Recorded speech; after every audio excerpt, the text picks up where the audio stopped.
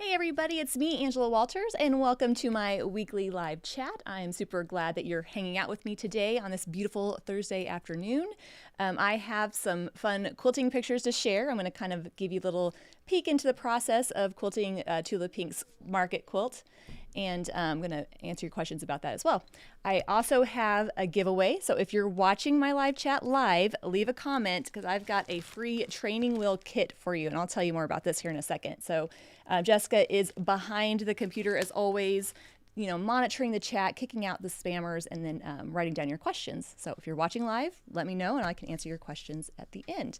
So if you haven't been a part of a live chat, I'm glad you're here. I like to come on and just talk about something quilting related, whether it's a quilt I finished up or something that's going on in my world, and then I answer your questions live. So just a fun way to talk a little bit about quilting. And if you ever get on here a little bit early, I like to get on about 2:30 and type chat. So it's kind of fun just to see what everybody's up to. Okay, so today I just want to go over a couple things about upcoming events and then show you a quilt that I finished up for Tula Pink and her quilt market experience. So really kind of fun stuff there.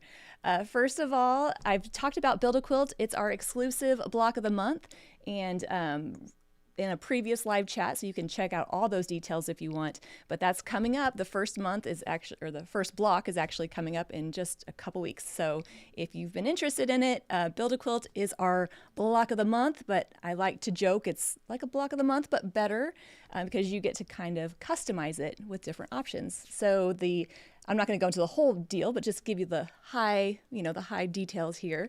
It includes 10 blocks in your choice of 3 different colorways. And I think that is what's so much fun about Build a Quilt is everybody's quilt looks just a little bit different. So the 3 colorways you have to pick from are Embellish, Blush and Bloom, and Pumpkin Season. And what's really cool about fabric, no matter how we use it, is it really can change up the look of your blocks. So same blocks, just in 3 different colorways, going to give a totally different look. And then in April, we'll have optional finishing kits that you can choose from. So definitely a fun time to get together and hang out with me and Joni as we build a quilt together. So you can click the link in the description box for more details about that. Registration will stay open probably to the end of November, but don't hesitate because it's only open once a year. So now, I was type chatting, and I'm sorry, I think it's Margot, was like, oh, Build a Quilt and your challenge are coming out so close together. And I'm like, I know, I'm sorry. That's 100% my fault. But it's just that time of year. It's like fall is coming, Build a Quilt is going out, and we're planning the next challenge. It's just a lot of fun. So speaking of the next free motion challenge, Quilting Along, that's the free video series where we quilt together and learn a technique. And this time it's going to be swirls. Y'all, I announced this last week on my live chat, and we promptly broke the computer, and it's been a cluster of a week since then. But I think, fingers crossed, everything is going good now. If you've had trouble ordering, I'm so sorry for the inconvenience. Just know that we are aware, and we had been, it's been a fun weekend for sure. So I did real quick, just want to going off script a little bit here. I want to show you a little bit about the new website we have. So we had decided 2 years ago to have somebody come in and build us a new website, and it's amazing, but it's different, and I know it kind of gives us a little bit of trouble. So for those of you that are wanting to order the panel and get the borders and the backing and all that stuff, that is actually in the product listing. So I'm just going to show you real quick, kind of a zoom in on the website.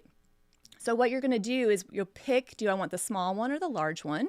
Whichever one you want. And then when you click into it, that is where you'll have the option to add the thread, the borders, and the backing. And you can just click on the ones you want and then add it to your cart. So for those of you that have been trying to find that, have been kind of frustrated, click into the product and that's where you'll find those add-ons. And if you have any trouble, just email us, customer service at quiltingismytherapy.com. I was kind of thinking about it. We have a lot of great staff, but Jessica and I are the only 2 full time. So it's very much a small business. So you'll never know if you're getting me or her or Joni, but we'll be here to help you out for sure. So that aside, again, always fun with technology, right? So this free motion challenge won't start until January. I like to kind of announce it early so we can get through the holidays and then learn that design together. And we're going to be going over swirls. So here's the schedule. You can get the link in the description box that will take you to all this information. So you can learn how to participate. It's free. I'm going to show you how to quilt all these different designs or different applications of the swirl design in different ways on your quilts. And I'm going to demonstrate it on a sewing machine and a long arm. It's a really fun time together. So speaking of panels, remember I was kind of talking about the panel ordering.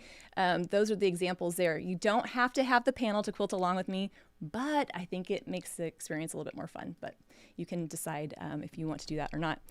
So for a limited time, if you want to purchase the large panel, you can get 50% off the small panel with the promo code SWIRL. So again, the links are in the description box. You can check those out or go to quiltingismytherapy.com and we'll get you taken care of there. Now, so the exclusive challenge products we have, this is all for pre-order and it's going to ship, we're looking at the beginning of December. I'm going to jump right ahead to that holiday rush. But I just got the new prints in for training wheels. So I kind of talked about these a little bit last week, but I didn't have the fabric yet to show. And you guys, it is so cute. So if you've been wanting to learn the swirl chain, I have a couple different color options, or if you want to do the swirls kind of in a row. So one lucky viewer is going to get their choice of the training wheels kit in the one that they want. What's fun about the kit is it comes with the fabric to train along, quilt along the lines. That's why I call them training wheels. And it comes with backing fabric and binding fabric. And the idea is that you'll make a quilt right along those lines, and you'll have a whole cloth when you're done. You can step back and be super proud of yourself, hang it on the wall, or put it in the doggy bed, however you're feeling about it at that point. So you can click the link to check those out, but one lucky winner will get their own training wheel kit. So leave a comment and Jessica will pick that at the end of our episode. So pretty fun. Again, you can scan to learn more or click the link in the description box below. So that's kind of what's coming up down the road. We also have some new events that I've just put on the website. So if you want to check those out, if you're going to be in the Kansas City area, I have some cool classes and such. So, all right, now to the topic at hand. One of the things I love to do is to quilt for Tula Pink. I've been quilting for her since my youngest daughter was still in my belly, and she's like 15 and a half, which is just crazy. So getting to kind of quilt Tula's quilts over the years and kind of see how far she's come has been a lot of fun. And every time I get a quilt for her, I try to think, oh, what can I do that's different and unique and really kind of push myself. So this year for Quilt Market, she had a booth and she was like, I got this quilt for you to do. And as soon as I saw it, I was super excited because look at all of that extra space for the quilting. So immediately I'm kind of intrigued and I'm like, oh, how should I quilt this? You know, unique and totally not ever been done before or something like that. So I just took some pictures in progress. They're not like the highest quality, but you can kind of get the gist. And unfortunately, we were in such a rush when we got done, I didn't get one big flat shot of the whole quilt. So I'm gonna have to reach out to Tula and get that. Anytime we're working together, especially for Quilt Market on a hard deadline, it's kind of like quick turnaround. So she actually came up about 5 minutes before I finished it and helped me take it off of the rack, and it was kind of fun to send it on its way. So whenever I'm working on a quilt, especially with all of this background area, you know, it can be really hard to decide what to quilt. And this took me a minute because I'm like, oh, I could do this big feather that wraps around, but I've kind of already done that on her quilt before. There's all these beautiful prints, you know, kind of making those, you know, flying geese coming out, and then the center area right here. So immediately I'm like, okay, I've got to make it interesting and cool, but I don't have an unlimited amount of time to quilt this, right? It's right for Quilt Market. It is like, you know, get going. So I kind of remembered when I did the English paper piecing quilt, and I did that like for my live chat. It's probably been like 6 months ago or something. But in that example, I had a round quilt block and I built up around it, and I thought, you know what? I can do the same thing with this quilt. Since it's pieced like one big circle, I already have all my registration lines. I already have all these, you know, landmarks that I can use to quickly quilt it without a bunch of marking. Now, in last week's live chat, or maybe the one before, I talked about, you know, marking tips, you know, how I like to just use reference points and connect them. And this quilt is a perfect example of that. The most stressful part about it, though, was like not knowing exactly what it was going to look like as it developed, just trusting that it was going to be okay. So I looked to the blocks on the outside to see, are there these points that I can connect, and using, you know, the tools that I have. So you can see here I'm starting to quilt some echoed curves, to kind of start joining it off of that, and then it just kind of grows from there, which, let me tell you, can get a little bit difficult keeping track of what to put where, because I'm kind of moving all over the place. But using those reference points allowed me to create this intricate looking design that I didn't have to do a lot of marking for. So it was kind of like a win-win. So like I said, using the points on the block or reference points to place my designs. And here I thought, ooh, the cut out of the Taj ruler is this cute little teardrop. Maybe I'll put that at each of these points, and then I'll connect these lines to here. So it's kind of evolved the way it went together, but it was a lot of fun to kind of build off in sections like that. So here you can see the next step. I've added my first kind of curves and some continuous curve design in there, and then I started branching off into the next one. Now, one of the reasons I don't like to mark the whole thing out beforehand is, well, one, I don't know exactly what I'm going to do, so I'm not sure what to mark. But two, it can be really hard to kind of keep it perfect the whole time, and especially with this style of quilting because it is building off the previous row. So instead, I'm making the designs kind of fit to the quilting in the row before. I hope this makes sense. So basically, if the quilting is off a little bit, I can fudge the next piece so that it makes it look fine. So I'm centering things, I'm using filler, and knowing that even if it's not perfect, once I step back, I'm just going to see all of these lines. Trust me, we all have these crises of like doubt, and I'm telling myself it's going to be fine. I'm going to step back. It's going to look great. So just kind of trusting that it's going to be fine. So there you can see kind of building off of it. I love to, put a point where I want this line to go and then trust my line to bring me to that point. But I do understand like the most important thing is that the whole area is filled in. And because even if it isn't perfect, our eyes don't know where to focus, so it just sees the whole overall look. So it's kind of fun to keep going and keep going. Here I just took a quick picture, kind of shows how I like to cheat my way around an area. So I added that teardrop to the point, and I needed to get to the midpoint of those curved lines because that's where the next one was going to go. So I used the quilting to help get me to that point. As you're working through any quilt, I like to joke that the first quarter of the quilt takes 3 times longer than the rest of the quilt because you're just figuring out how to work your way around that area. But as you're doing that, don't be afraid to kind of ask yourself, where do I need to go and how can I get there? There were so many threads, starts and stops on this. I looked for any opportunity that I didn't have to tie off and start a new line of quilting. So here you can see the bulk of my tools. I did show a little picture of this with the fabric actually cropped out in my live chat a couple weeks ago, but you can see I have my, my Smiley ruler and my Taj ruler, and then that high-tech paper template. I knew I wanted to kind of join the curve of, Smiley and then the point of Taj. So kind of drawing out that shape just allowed me to quickly place my marking points so I can then quilt to it. So it's not like I'm tracing around that design, it's just helping me keep my lines where I need them to go. And then there you can kind of see the finished result of that. So I, building off the previous row, trying to think what to put in those sections. I didn't want them to be too big or too small, so it was kind of fun trying to work my way through all of that. And you can kind of tell the different details working out. And again, what I love about quilting, like I said, you just see the whole overall texture. You don't know where exactly to stare, and it just looks fine.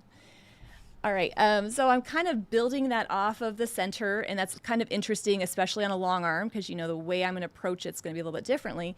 But once I got to the corners, I was kind of over it. I was like, you know what? I can't think of any more rows. I'm just going to add a beautiful kind of swirl chain to kind of wrap around it, and then some filler on each side of it. So as I got to where, the design is growing, I just said, you know what, it's good, and quilted a swirl. I like to joke that, it's funny when you're picking out designs, sometimes they're just as deep thinking as I felt like quilting a swirl. So that was it. I could have done a feather, something different, but my mind's already kind of on swirls since we have that free motion challenge coming up, and so kind of a good time there. The one regret I do have is I quilted this with like bone thread. It's like a very light light off whitish color. And the thread didn't show it very much because it is kind of a tonal fabric. So all of these photos are taken with side light so you can see the quilting. I should have went with like, I don't know, a light pink or something, but all right, and you can see here the other corner. So it's kind of coming off my frame at this point, but you can kind of get the idea that it's building off like that in all different sections.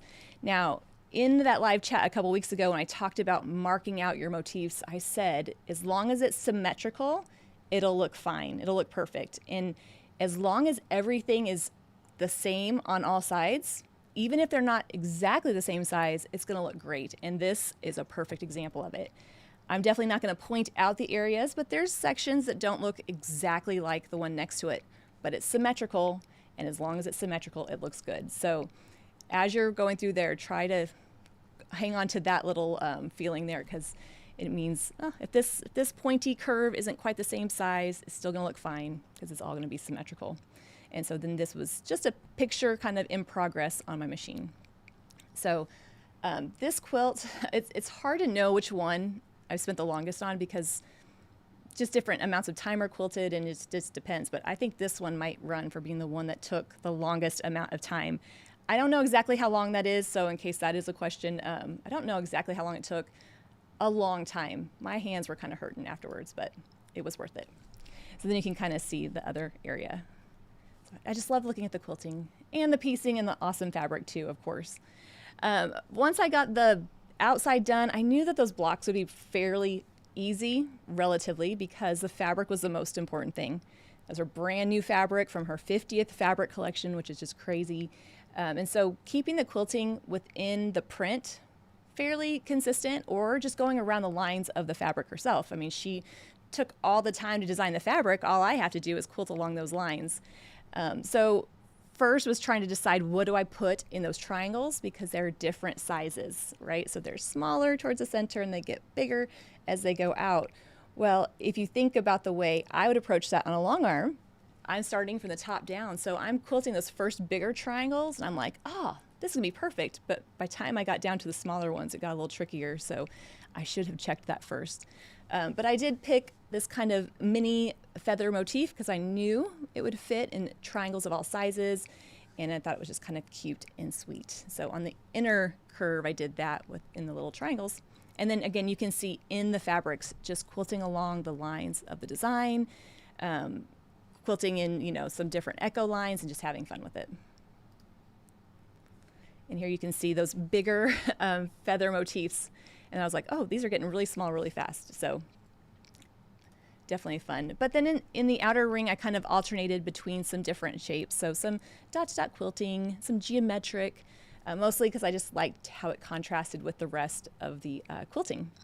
And then you can see that adorable owl fabric. I mean, just the amount of detail and intricacy in her fabric design is just amazing and so much fun to quilt. There were a lot of thread changes on this quilt as well. When you have solid, deep colors and then light colors, so a lot of changing back and forth, and I think I got the whole thing filled in. Usually when I'm jumping around, I end up missing a spot or two, but she helped me look it over and I think I got them all. But I think it's important that the quilting enhances the quilt top, so I will change thread colors, to let it kind of blend in. But usually I can find one thread color that will work over a range of colors. So for instance, will this light blue work on the light purple fabric as well? And I was able to kind of stretch it out a little bit and minimize my thread changes. And here you can see the bottom corner. So always fun to take it off of the rack and see it all together, even though we're not seeing it all together in this live chat. But it's always fun because you're just looking at it in little sections and then to see it all together. So lots of fun. And just another quick photo. So she's unpinning it. I'm trying to take pictures real quick. She's got to get to market and super happy with how it turned out. I heard this quote one time, and I think it's really true. The best results come from a great plan and not quite enough time to accomplish it. Sometimes when you are under the gun or you have that deadline, you don't have time to fret or overthink it. You just have to go. And so that was kind of one of the blessings of doing this for Quilt Market. And there you can see the pink owl. Sometimes when it's really late at night and if I've been quilting a long time, I'll talk to the animals on her quilts. They don't always talk back though. It just depends on how much wine I've had. Oh.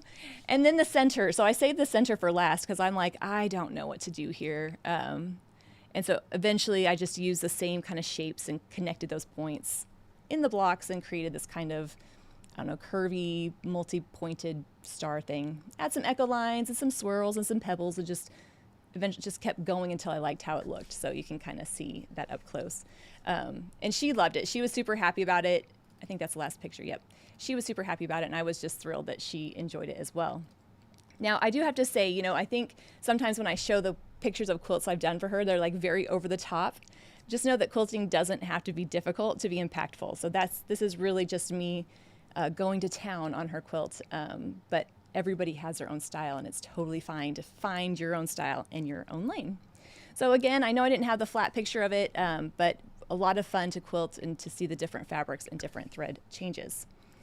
So I'm sure there's some questions. Looks like Jessica's writing frantically. There was one question in the type chat, which was really good. It was, how do you get a smooth quilting line when you're going in and out of a stop, like to reposition your hands on a sewing machine?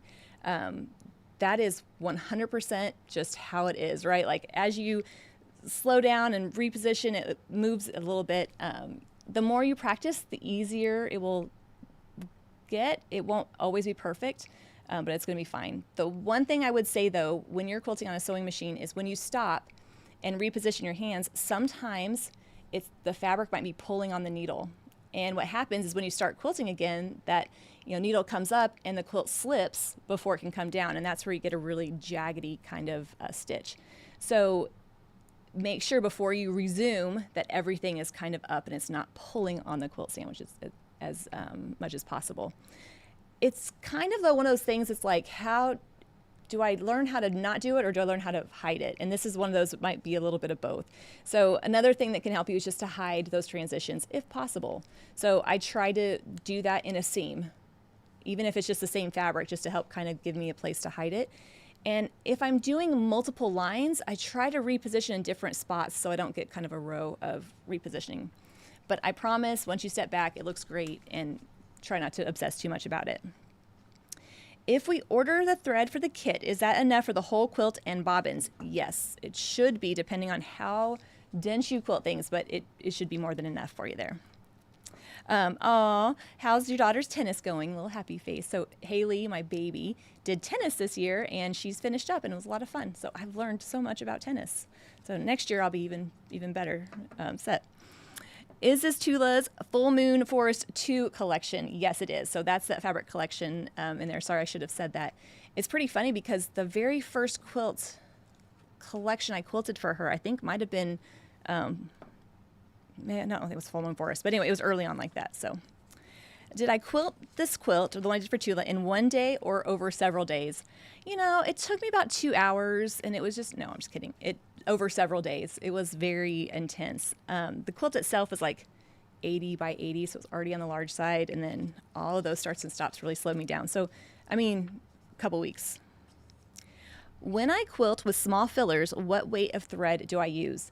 So some people like to use a thinner weight of thread so that that filler stuff just disappears into the background, really letting that main element show. So like if I were to quilt a feather and I wanted to really have it stand out, using a lot thinner thread, I just use the same weight of thread I always use. So I don't do a lot of switching out for that.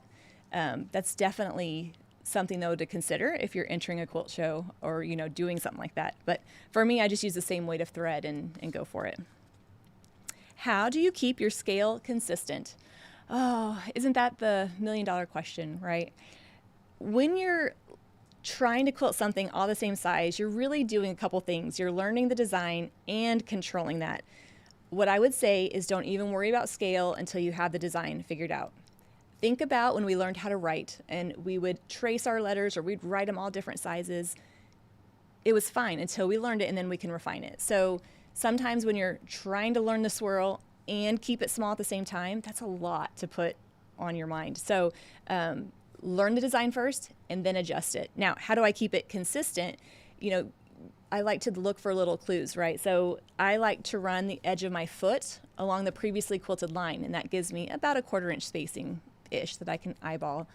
Another thing you can do is maybe draw on a piece of paper your design, what size you want it, and kind of keep it close to you so you can kind of refer to it. But I promise the more you do it, the easier it'll get. Don't you that's always the answer. Like, just practice. Do I remove the ruler base when I go from straight lines to swirls? I do not. So on the long arm quilting machine, a ruler base is required for quilting with rulers, and it just kind of clamps on the bottom. I leave that thing on all the time, so I never take it off. And it doesn't give me any trouble. When I quilt on the lines of a design, how do I decide which lines to do? So I'm guessing it was the fabric, this fabric right here. So, and I'm going to probably put a note in one of the kits maybe, but like, start on the edge, and then if you end up back, just travel to the next line and move on. So that first one will be kind of weird as you're getting it all in, but then you'll get onto the routine and you'll get it right there. So if I change the thread on the top, do I change it in the bobbin also? So I'm guessing thread color. That is definitely a personal preference. There's no right or wrong way. I do like to make the bobbin thread match the value of the top thread. So if I'm using let's say a dark red, and I don't have that color in the bobbin, I'll use like a dark gray, just that same kind of value. But so yeah, it's either the same thread or same value. So hopefully that helps. But I know people that like to do different things there too. So, all right. So thank you so much for hanging out with me and listening to the live chat and seeing a little bit of peek into the process of Tula's quilts. I'll be back next week with another live chat topic. I'm not sure what, but I'm sure I'll come up with something. And so until then, everybody stay safe. I also have the winner of our training wheels kit, and it's P. Peterson. So P. Peterson, email us at customerservice@quiltingismytherapy.com, and we'll get that sent out to you. All right, everybody, have a great, great week. I will see you next Thursday. Until then, happy quilting.